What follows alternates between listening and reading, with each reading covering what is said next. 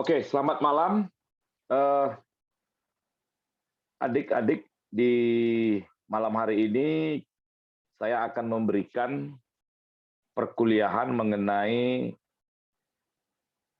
upaya hukum di dalam hukum acara pidana. Nah, di dalam berbicara mengenai upaya hukum ini, ya, ini merupakan satu usaha yang dilakukan oleh tersangka atau terdakwa atau pihak penuntut umum atas tidak setujunya terhadap adanya satu putusan hakim atau putusan dari pengadilan. Nah, di dalam hukum acara pidana, ya, ada beberapa pembagian mengenai upaya hukum. Ada upaya hukum biasa dan juga ada upaya hukum luar biasa. Nah, kalau upaya hukum biasa pasti kalian sudah tidak asing lagi ya. Ada yang namanya banding atau ada yang namanya perlawanan atau perset begitu. Itu untuk upaya hukum yang biasa. Ada juga upaya hukum luar biasa itu kasasi. Sorry, upaya hukum yang luar biasa itu peninjauan kembali, yang biasa itu banding dan kasasi. Ya. Nah, mungkin juga kalian pernah mendengar satu lembaga di dalam pengadilan, di peradilan umum khususnya, mengenai yang namanya itu pra peradilan. Ya. Nah, pernah dengar apa itu pra peradilan? Atau tahu apa itu dimaksud dengan pra peradilan? Itu diatur di pasal 77 sampai 83 yang di KUHP, Kitab Undang-Undang Hukum Acara Pidana. Nah,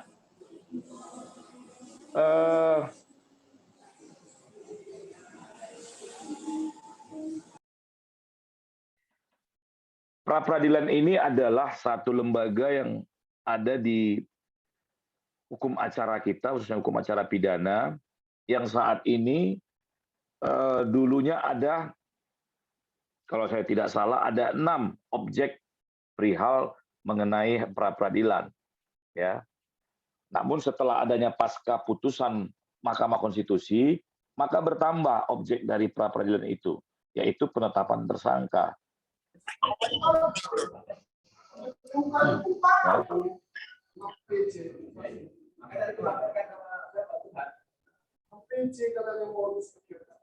Tolong Rizky Tagalung di-unmute dulu. Ini wakil ketua. Belum. Saya lanjut. Ya. Nah, setelah adanya putusan Mahkamah Konstitusi, ya maka ada objek pra peradilan itu bertambah menjadi penetapan tersangka. Nah, penetapan tersangka ini merupakan juga salah satu bentuk upaya ya, upaya hukum yang bisa dilakukan oleh seorang tersangka selain yang namanya sah tidaknya penangkapan, penahanan, ya, atau penghentian penyidikan atau mengenai ganti kerugian. Itu bisa kalian lihat nanti di KUHP.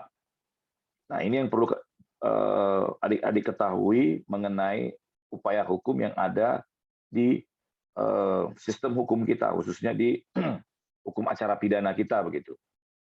Nah, kemudian itu untuk yang namanya upaya hukum yang dilakukan oleh tersangka.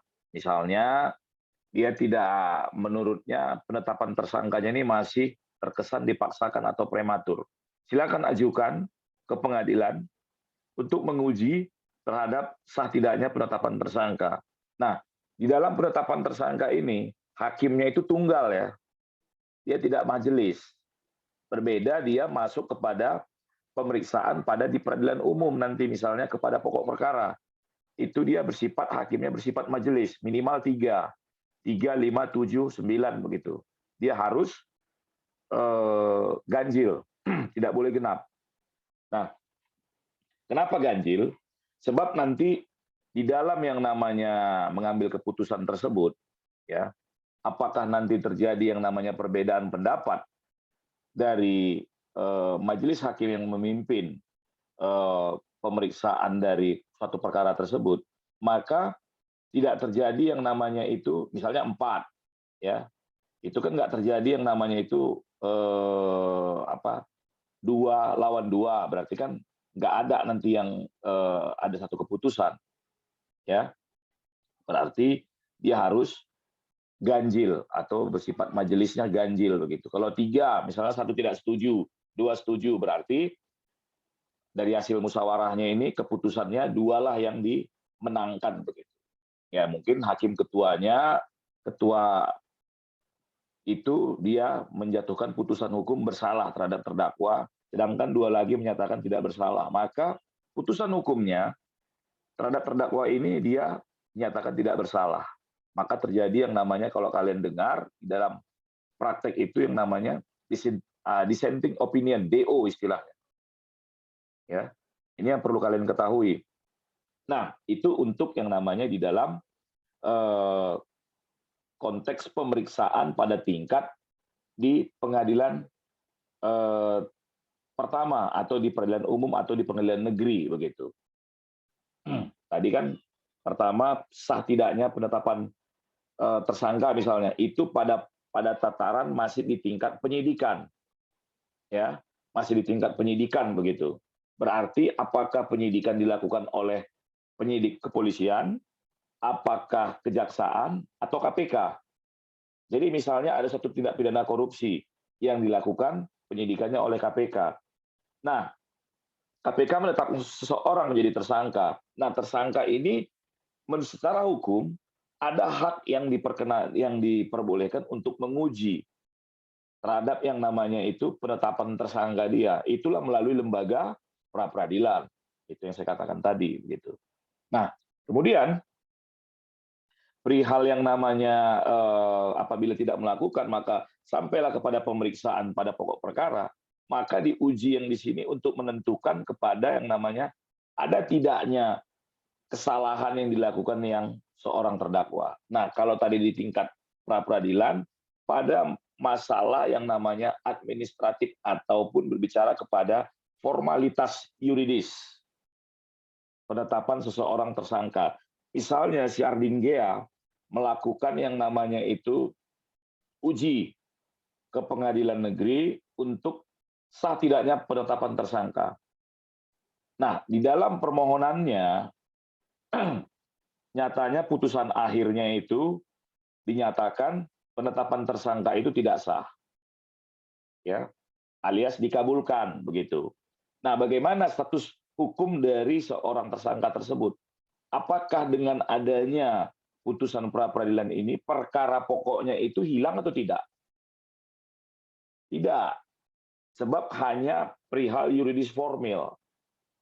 Nah, berbeda dengan putusan akhir pada pokok perkara ya yang diadili di pengadilan negeri yang dipimpin oleh hakim yang bersifat majelis tadi yang saya jelaskan. Ya, apabila putusan akhirnya dinyatakan secara sah dan meyakinkan, hakim menyatakan terdakwa tidak bersalah, ya, dan membebaskan dari segala dakwaan yang sesuai dengan dakwaan penuntut umum, maka terdakwa ini dinyatakan bebas atau dalam bahasa hukumnya itu vitspraak. Ya, berbeda dengan yang namanya putusannya yang bersifat lepas. Kalau putusan lepas, dia ini saya contohkan ya, putusan akhirnya hakim menyatakan perbuatan tersangka terdakwa ini lepas dari segala tuntutan hukum. Berarti mungkin saja perbuatan tersebut ada, namun tidak masuk tindak pidana.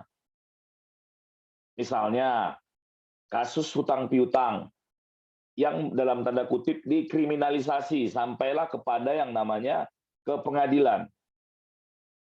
Ya. Nah, kemudian oleh hakim menyatakan perbuatannya tersebut ada, tetapi itu bukan merupakan perbuatan tindak pidana. Maka putusan akhirnya itu bersifat putusan lepas, tidak bebas. Nah, bagaimana dengan upaya hukum yang bisa dilakukan oleh penuntut umum atau jaksanya? Nah, kalau dalam putusan bebas atau pitch part, ini upaya hukumnya itu langsung ke Mahkamah Agung yang disebut dengan kasasi. Ya, kalau putusan lepas, ini upaya hukumnya itu adalah upaya hukum dia ke tingkat banding, ke pengadilan tinggi. Beda ya, bisa dibedain ya. Nah, ini kalau tadi putusan bebas dan putusan lepas. Nah, bagaimana kalau dia putusannya itu bersalah? Upaya hukum apa yang bisa dilakukan pihak kejaksaan, penuntut umum, atau juga pihak terdakwa atau penasihat hukumnya begitu. Maka upaya hukumnya itu adalah tetap pada tataran upaya hukum biasa, masih pada tingkat banding ke pengadilan tinggi di mana wilayah hukum pengadilan negeri tersebut begitu. Misalnya Medan, maka pengadilan tinggi Medan ke tingkat bandingnya. Ya. Itu untuk yang namanya upaya hukumnya. Misalnya Syahrin Gea ini melakukan pembelaan, nyatanya kliennya itu dihukum, ya dia bisa mengajukan upaya hukum banding ke pengadilan tinggi melalui kepanitraan pengadilan negeri di mana perkara tersebut diperiksa dan diadili. Begitu. Ya, ini perlu dipahami di dalam upaya hukum yang ada di konteks hukum acara pidana. Mirip juga dengan yang namanya itu di hukum acara perdata. Ya, cuma di hukum acara perdata dia tidak ada langsung seperti putusan perkara pidana tadi. Kalau ada putusan bebas, pihak penuntut umum upaya hukumnya itu langsung kasasi. Berbeda kalau di hukum acara perdata dia tidak. Ya kalau dikabulkan atau ditolak putusannya maka tetap upaya hukumnya itu adalah di tingkat banding begitu. Ya. Nah, setelah nanti diperiksa ke tingkat yang namanya perkara bandingnya begitu, maka ada putusan akhir oleh hakim, majelis hakim yang memeriksa di tingkat banding. Atau dalam secara yuridis formil disebut dengan judex faksi. Ya, judex faksi dia masih. Oke.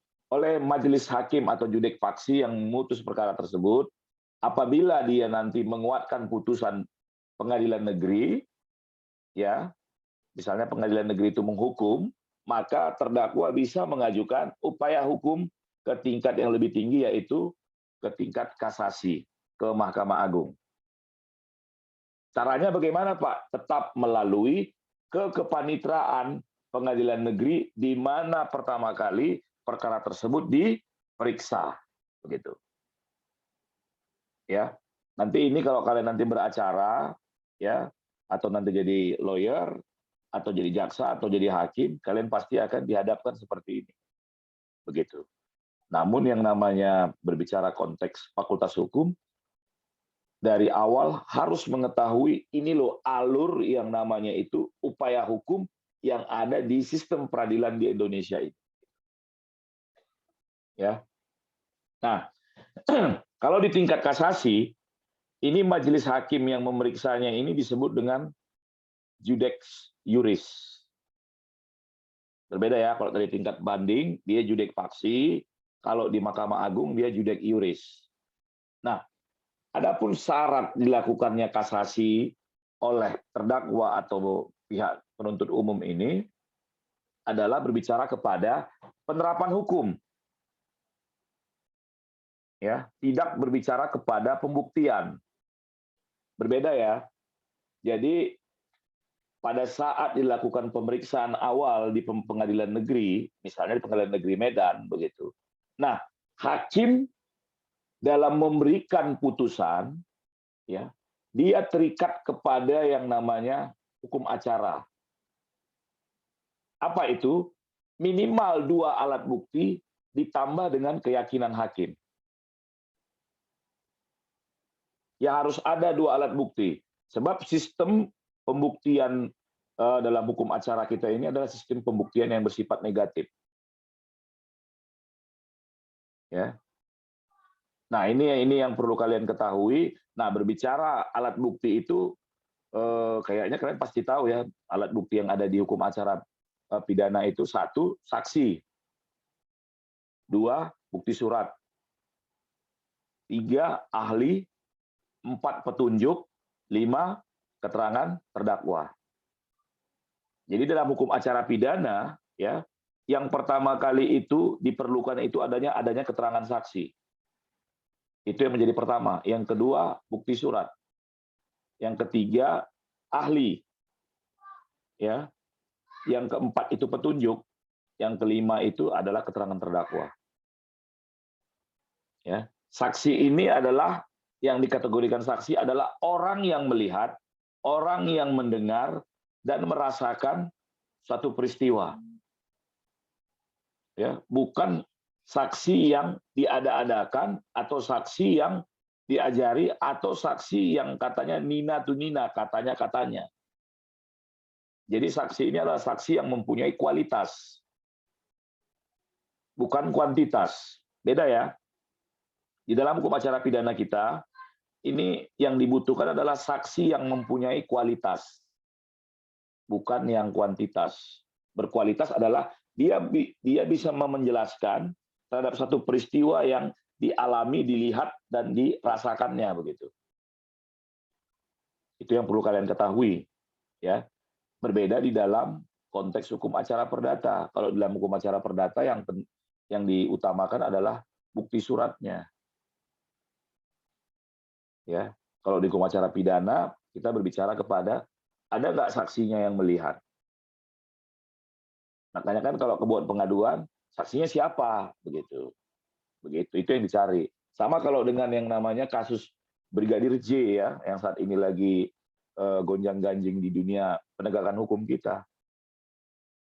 Kepolisian atau penyidik itu harus mencari saksi yang melihat, merasakan, ya, atau yang pada saat itu mengetahui adanya satu peristiwa tindak pidana ditembaknya yang namanya almarhum Brigadir J tersebut. Beda ya, makanya sistem hukum kita ini kalau pengakuan itu bukan merupakan alat bukti. Berbeda kalau di hukum acara perdata. Kalau di hukum acara perdata pengakuan masuk kategori alat bukti. Kalau di acara pidana tidak. Kalau si Juniper mengakui melakukan pencurian, tidak serta-merta dia dinyatakan sebagai pelaku. Harus ada alat bukti lain yang mendukung terhadap pernyataan dia, begitu. Seperti itu. Sebab berbicara konteks hukum pidana, baik itu formil dan materialnya, ini kita berbicara kepada yang namanya kebenaran materialnya. Ya, apakah benar si Anu itu yang melakukan tindak pidana penembakan? Kan begitu. Jadi jangan nanti di persidangan, ya, karena tidak cukup bukti, dia ini bebas. Disalahkanlah yang namanya itu hakimnya. Dibilanglah hakimnya ini mungkin ada main-main. Tidak, makanya saya katakan tadi, hakim itu terikat kepada yang namanya sumpah. Hakim itu memutus suatu perkara itu berdasarkan alat bukti dan adanya keyakinan. Jadi, walaupun ada alat bukti, kalau keyakinan hakim menurut setelah diperiksa di persidangan, menurut dia ini bukan pelaku, bisa-bisa saja hakim menjatuhkan putusan bebas. Begitu. Ya. Sebab alat bukti ini pun pasti diuji. Diuji itu di dalam persidangan, makanya di tingkat pengadilan negeri lah yang paling penting nanti di dalam berbicara kepada pembuktian. Inilah cikal bakalnya putusan ini sampai kepada ke tingkat putusan akhir, baik itu di tingkat banding, di tingkat kasasi, atau di tingkat peninjauan kembali. Ya, ini yang perlu kalian ketahui. Apabila kalian nanti berkecimpung di dunia hukum atau di dunia praktek hukumnya, begitu. Ya. Nah, sampai sini ada yang mau ditanya dulu sebelum saya lanjutkan?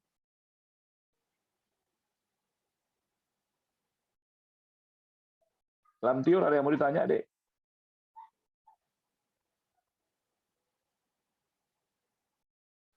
Saya mau tanya, Pak. Silakan. Bagaimana kalau saksi itu kurang cakap Pak, atau ODJG misalnya? Orang dalam Bagaimana gangguan dengan- jiwa, gitu. Iya, iya. Nah, kalau kamu belajar pengantar ilmu hukum di semester 1, yang disebut subjek hukum itu apa? Orang badan hukum, Orang termasuk dan badan anak. hukum. Orang ya. Nah, syarat orang ini gimana? Disebut sebagai subjek hukum. Cakap hukum, Pak, memenuhi, artinya dia memenuhi umur, dia tidak memiliki penyakit lain. Ya, kamu sudah Kira-kira. jawab. Dikategorikan subjek hukum itu orang pribadi, atau dalam bahasa Belandanya itu natural person-nya, ya, itu adalah orang yang sudah berusia 21 tahun, sudah pernah menikah, dan tidak di bawah pengampuan. Nah, tidak di bawah pengampuan ini salah satunya itu adalah orang yang sakit ingatan. Nah, orang yang sakit ingatan atau orang yang disebut dalam gangguan jiwa, ini tidak bisa disebut sebagai subjek hukum. Walaupun umurnya 70 tahun, Dek. Tidak merupakan subjek hukum. Dia tidak cakap. Tidak cakap hukum, begitu. Jadi kalau diajukan ke persidangan, kamu bisa protes, kamu bisa keberatan. Begitu. Nah, apabila saya juga pernah melakukan satu pembelaan terhadap seorang laki-laki, ya, pada kasus narkotika jenis ganja, itu putusan perkaranya NO atau tidak diterima, dikembalikan berkas, sebab terbukti terdakwa ini setelah diperiksa di rumah sakit jiwa di Provinsi Sumatera Utara selama 2 minggu, diobservasi oleh dokter rumah sakit jiwa Provinsi Sumatera Utara, dia mengalami gangguan jiwa berat. Makanya hakim mengembalikan berkasnya. Dia tidak sebagai subjek hukum. Dia harus disembuhkan dulu, begitu. Begitu ya. Ini yang perlu kalian ketahui perihal yang namanya itu penegakan hukum di negara kita ini. Makanya saya mau katakan, jadilah orang hukum yang melek hukum, yang paham hukum, yang cinta terhadap hukum itu sendiri. Makanya ada tekniknya untuk supaya memahami hukum ini, ya apa? Pertama, cintai fakultas hukumnya. Yang kedua, cintai dosen-dosennya. Ya kalau si Erik benci sama saya, ya jangan berharap kau nggak akan dapat yang namanya transfer ilmu. Sebab secara subjektif aja yang namanya kamu melihat saya, begitu, tidak secara objektif, begitu. Nah, ini yang paling penting. Sebelum yang namanya mendapatkan nilai akhir itu adalah satu output. Ya, saya berharap kalian yang hadir di malam hari ini tidak berbicara kepada output yang untuk yang namanya ya supaya dapat nilai A atau A+, enggak seperti itu, tapi dapatkanlah ilmu, begitu. Itu yang utama, itu nanti modal kamu di luaran sana, begitu. Ya, ini yang paling penting. Ada lagi? Jadi kalau Syahrin Gia ini tadi bertanya perihal saksi orang dalam gangguan jiwa, dia tidak termasuk subjek hukum. Ya, itu pasti ditolak hakim. Nah, apabila diterima maka putusannya bisa cacat. Cacat hukum itu yang bisa dimintai kepada yang namanya itu koreksi melalui lembaga upaya hukum tadi, apakah banding, kasasi, atau peninjauan kembali, begitu. Seperti itu ya. Nah, inilah salah satu upaya hukum tadi adalah bentuk yang salah satu tujuannya adalah bentuk koreksi terhadap putusan yang dijatuhkan, begitu salah satunya. Yang lain ada mau ditanya sebelum saya lanjut?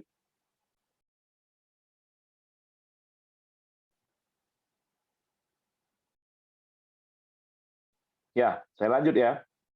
Yang kemudian tadi saya berbicara kepada kasasi. Nah, kalau berbicara kepada upaya hukum yang luar biasa, ini adalah upaya hukum yang dilakukan apabila adanya novum atau bukti baru. Yang disebut dengan peninjauan kembali. Nah, upaya hukum peninjauan kembali ini adalah upaya hukum yang terjadi pada kasus Sengkonkarta. Kalau kalian cari nanti hukum acara bukunya nanti itu, kalian bisa baca sejarahnya itu. Perkara Sengkonkarta itu kasus pembunuhan. Ya, dia dihukum atas satu perbuatan yang tidak dilakukannya. Ya, makanya pada saat itu dia belum ada aturan hukum yang pada saat itu yang mengatur, namun hakim atau pengadilan mengambil terobosan hukum, maka muncullah yang namanya itu upaya hukum luar biasa yang disebut dengan peninjauan kembali atau PK kalau orang bilang begitu. Ya, nanti kalau cari itu perkara Sengkonkarta. Jadi kalian mengetahui, oh ini ternyata yang namanya sejarah atau cikal bakal terjadinya yang namanya peninjauan kembali. Sama halnya dengan penetapan tersangka tadi. Ada cikal bakalnya loh itu. Makanya Mahkamah Konstitusi itu memutus penetapan tersangka itu adalah masuk objek pra-peradilan. Begitu deh. Itu kasusnya itu sempat yang santer perkara Budi Gunawan ya, mantan yang mau dijadikan Kapolri yang ditetapkan KPK sebagai tersangka, yang saat ini dia menjabat sebagai kepala BIN Bapak itu. Ya, dia dijadikan tersangka oleh KPK yang belum pernah diperiksa. Kan lucu. Orang belum diperiksa tapi sudah dijadikan tersangka begitu. Karena nyalahi secara hukum acara kan? Iya, pasti. Masa seseorang yang belum pernah diperiksa sebagai saksi dijadikan tersangka? Tidak fair begitu ya, secara prakteknya begitu. Oke, any else yang mau bertanya?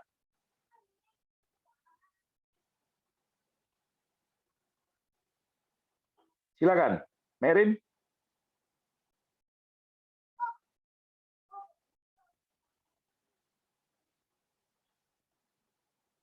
Nanti bahan saya share sedikit nanti ke grup kalian nanti dalam bentuk Word nanti gitu dia. Silakan dibaca, pahami. Nggak apa kok, hanya cuma 2 lembar. Bisa menambah hasanah ilmu kan. Oh ini seperti itu. Silakan.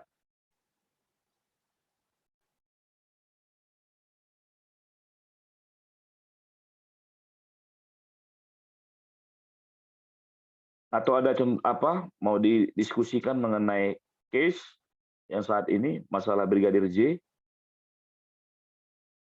Apakah nggak tertarik dengan isu-isu hukum ya pada saat ini ya? Sayang sekali deh. Ya, mahasiswa Fakultas Hukum itu harus peduli dengan yang namanya kasus-kasus yang ada di Indonesia pada saat ini begitu. Ya. Supaya kalian nanti itu di luaran sana memahami, ya saya juga harus seperti itu juga. Walaupun saya saat ini mengajar, saya juga ya harus melihat begitu. Harus mendengar, harus mencerna apa yang disebutkan oleh ahli-ahli hukum yang lain begitu dia.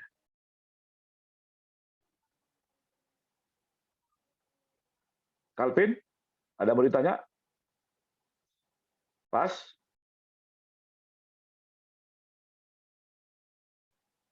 Silakan.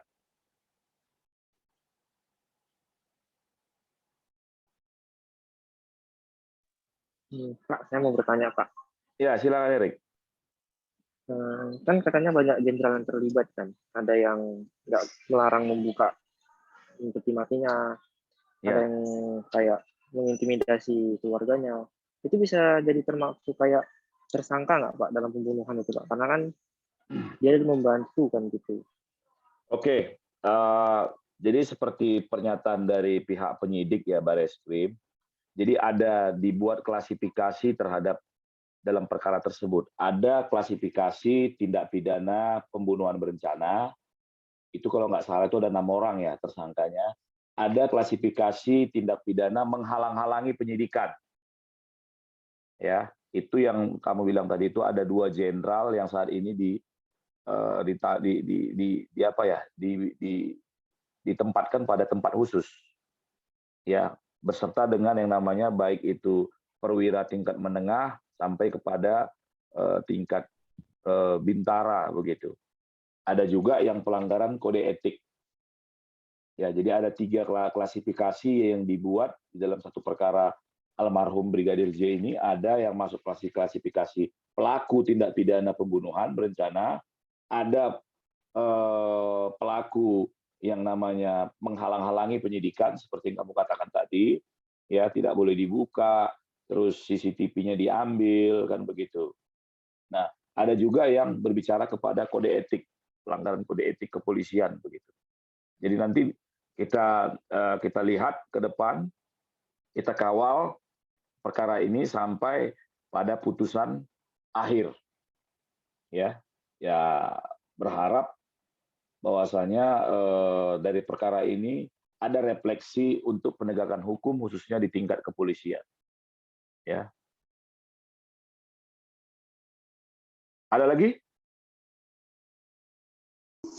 Pak, saya mau bertanya, Pak. Iya, silakan, Lampiur. Kenapa Brigadir E lebih besar ancaman hukumannya daripada Ferdi Sambo, Pak? Kan yang berencana membunuh kan Ferdi Sambo, dan yang atasan itu kan Ferdi Sambo, dan si Brada E ini hanya mengikuti perintah. Tapi kenapa si Brada E yang lebih dalam hukumannya atau terkena hukumannya lebih panjang gitu, Pak, atau lebih?